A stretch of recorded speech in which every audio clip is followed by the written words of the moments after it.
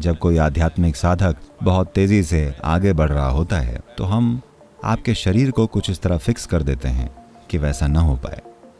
तो जब आप आध्यात्मिक साधना करते हैं और जब हम देखते हैं कोई बहुत ही तीव्रता पकड़ रहा है तो पहली चीज़ ये कि उन्हें हम तांबे की एक सामान्य सी अंगूठी भेंट करते हैं जिसे उन्हें पहनना ज़रूरी है। यह पहनना ज़रूरी है और वो इसे बिना अनुमति के नहीं निकाल सकते, क्योंकि अगर ये साधारण सा मेटल उनकी अनामिका उंगली पर होगा और जब वो उल्लास के एक विशेष स्तर पर पहुंचेंगे तो गलती से वो अपने शरीर से बाहर नहीं फिसलेंगे।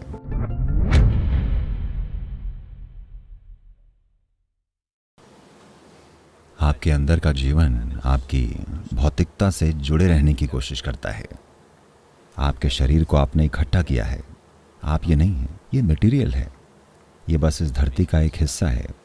जिस चीज़ को आपने इस धरती से उठाया है, अगर उसे इस जीवन से जुड़े रहना है, जिसे आप मैं कहते हैं, आपको एक विशेष स्तर के स्पंदन में होना पड़ता है। अगर आपने तीव्रता को एक निश्चित पॉइंट से नीचे गिरा दिया तब आप इसे नहीं संभाल पाते। इसे कहते हैं बुढ़ापे की वजह से मरना। अगर आपने किसी अपने को ध्यान से देखा हो जो बुढ़ापे की वजह से मर रहे हों तो आप देखेंगे कि उनकी आंखें बेजान हो जाती हैं, जीवन बेजान हो जाता है।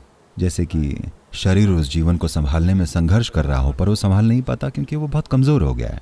अगर इस स्पंदन की तीव्रता एक स्तर के नीचे चली जाए तो फिर ये शरीर से जुड़ी नहीं रह सकती, ये शरीर छोड़ देगी। तो इसे आमतौर पर शांति से गुजर जाना कहते हैं, क्योंकि ये बिना किसी संघर्ष के चला गया है। ऐसा तब है जब तीव्रता कम हो गई हो।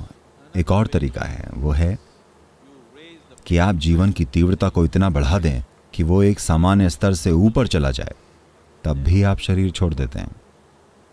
तो आध्यात्मिक साधना यानी आपने जीवन की तीव्रता को सबसे ऊंचे स्तर तक लेकर जाना, क्योंकि सिर्फ तभी जब जीवन की तीव्रता ज़्यादा होती है, यह ऐसा है जैसे वोल्टेज ज़्यादा हो तभी तो लाइट ज़्यादा चमकती है। अगर आपका वोल्टेज कम हो तो लाइट कम हो जाती है, आपकी जागरूकता कम हो जाएगी और समझने की क्षमता कम हो जाएगी। ऐसे में आप केवल जिंदा रहना क्या है जान पाएंगे। तो आप इसकी तीव्रता बढ़ाना चाहते हैं, तो जब आप इसे एक विशेष स्तर से ज़्यादा बढ़ा देते हैं तो हमेशा एक ख़तरा बना रहता है कि आप बाहर निकल सकते हैं।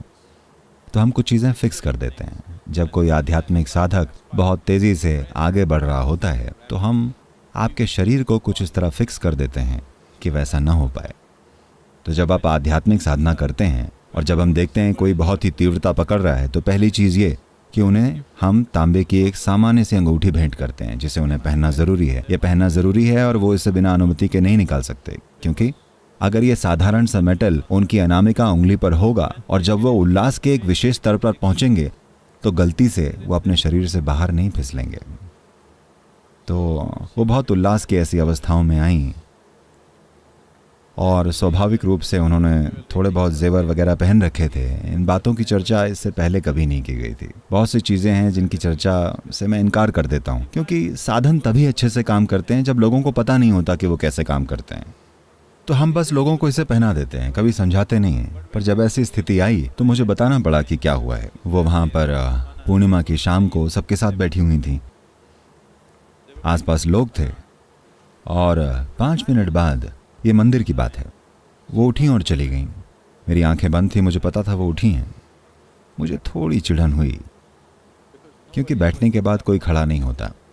जब तक हम बताते नहीं कि समय हो गया है, कोई कभी उठता नहीं है। और बाकी सारे लोगों में से मेरी पत्नी उठकर जाती हैं। मुझे थोड़ी सी चिड़चिड़ाहट हुई कि वो इतने सारे लोगों में वो क्यों उठ रही हैं। फिर मैंने नज़रअंदाज किया और बैठ गया। 5 मिनट बाद वो आई और बैठ गईं। अगले 7-8 मिनट में वो बस ऐसे ही चली गईं। जब मैंने देखा वो जा चुकी थीं, अपने चेहरे पर एक बड़ी सी मुस्कान लिए हुए। फिर मैंने देखा उन्होंने अपने नाक से नथ उतार दी थी, उन्होंने अपनी चूड़ियाँ उतार दी थी, अपने पैर से बिछिया उतार दी थी। देखिए, उन्हें ये बात बोध से नहीं पता थी, पर उस वक्त उन्हें ऐसा लगा कि यही चीज़ें उन्हें रोक रही हैं और उन्होंने वो सब चीज़ें निकाल दी और वॉश बेसिन के पास रख दी और वापस आकर बैठ गईं। और आकर बैठने के अगले 7-8 मिनट में वो, पर यह किसी हादसे की वजह से नहीं हुआ था। उन्होंने ये बात ऐसा होने की 9 महीने पहले ही बता दी थी। उन्होंने मेरी बेटी को तैयार कर दिया था, जो उस समय सिर्फ 7 साल की थी, कि वो इस महीने जाने वाली हैं। पर कुछ कारणों से ये 1 महीने पहले हो गया। कई वजह हैं, वो अलग बात है। लेकिन इस देश में ये कोई नई बात नहीं है। कितने ही योगी बस बैठ जाते हैं और सबको बता देते हैं और अपना शरीर छोड़ देते हैं। और वो आध्यात्मिक साधना में कोई बहुत गहरी उतरी हुई नहीं थी। वो बस एक बड़ी जीवंत, वो या तो बहुत ऊपर होती थी या नीचे होती थी, वो या तो बिल्कुल उल्लासपूर्ण होती थी या बिल्कुल नीचे। उन्हें बीच का कुछ पता नहीं था। वो ऐसी नहीं थी जिनको आप योगी मान लें या साधना में स्थापित होंगी सोचें, ऐसा कुछ नहीं था। वो बस बहुत ही जीवंत इंसान थे। और बस यही चाहिए होता है कि आप जीवंत हों, बस यही चाहिए होता है। ऐसा नहीं है कि आपको ये और वो पता होना चाहिए, आप बस 100% जीवंत होने चाहिए, बस इतनी ही योग्यता की जरूरत होती है। और उन्होंने उस तरफ काम करना शुरू किया। 9 महीने पहले सबको बता दिया। हमने बहुत तरीकों से उन्हें रोकने की कोशिश की कि ये धीमा हो जाए, पर जो होना था वो हुआ। बस कल ही जब आश्रम में सत्संग हो रहा था तो हम वहाँ मौजूद थे। तो किसी महिला ने पूछा कि लड़की की जब शादी होती है तो उसके पैर में अंगूठी क्यों पहनाई जाती है, क्योंकि शादी इतना बड़ा अनुभव हुआ करता था कि वो शरीर छोड़ सकती थी। 8 साल की उम्र में उनकी शादी करा दी जाती थी और वो एक दूसरे को 14-15 की उम्र से पहले देख नहीं सकते थे। पर मानसिक तौर पर और भावनात्मक रूप से उन्हें यह सिखाया जाता था, समझाया जाता था कि वो ये मान लें कि उनका पति परमेश्वर जैसा होगा। जब वो उनसे मिलेंगी तो जीवन विस्फोट होगा। तो ये संभावना बच्चे के मन में विकसित की जाती थी। और जब वो शारीरिक रूप से तैयार होती थी तब उन्हें विदा किया जाता था।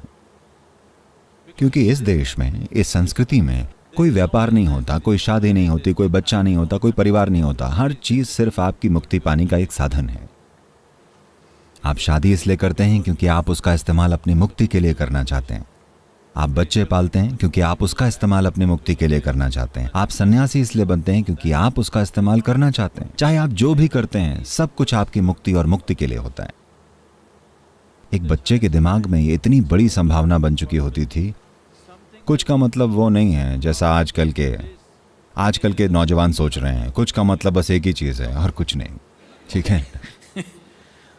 ये सिर्फ उस एक चीज के बारे में नहीं सोच रहे हैं। ये केवल 2 शरीरों का मिलन नहीं है, न ही सिर्फ 2 मनों और भावनाओं का मिलन है, बल्कि ये 2 जीवनों का एक हो जाना है। तो इसके लिए हमने बहुत सारे साधन बनाए हैं। आप जानते हैं मंगलसूत्र नाम की एक चीज होती है। सूत्र यानी काइट को हिंदी में क्या कहते हैं? पतंग है ना। उसके लिए एक सूत्र होता है ना, या डोर। तो अगर आपके पास सही किस्म का सूत्र होगा तो आपकी पतंग उड़ेगी। तो मंगल सूत्र बस यही है कि इसे एक खास तरह से तैयार करते हैं। ये एक ऊर्जान्वित धागा है और आपको इसे हर साल बदलना होता है।